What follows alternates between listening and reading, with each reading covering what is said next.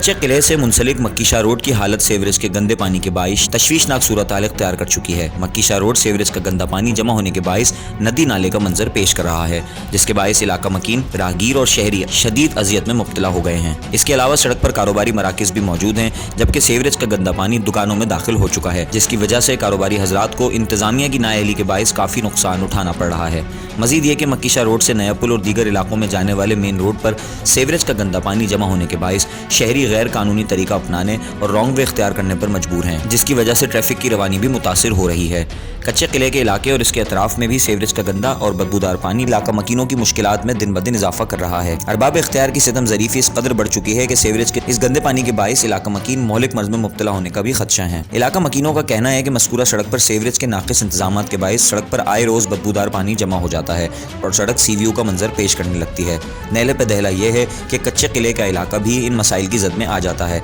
और इलाके में भी सीवरेज का गंदा पानी जमा हो जाता है। उन्होंने deputy commissioner Hyderabad, assistant commissioner city और अरबाब इख्तियार से पुरजोर अपील की है कि जल्द सड़क से सीवरेज के गंदे पानी की निकासी की जाए और सीवरेज के पानी का मसला तरजीही बुनियादों पर हल किया जाए।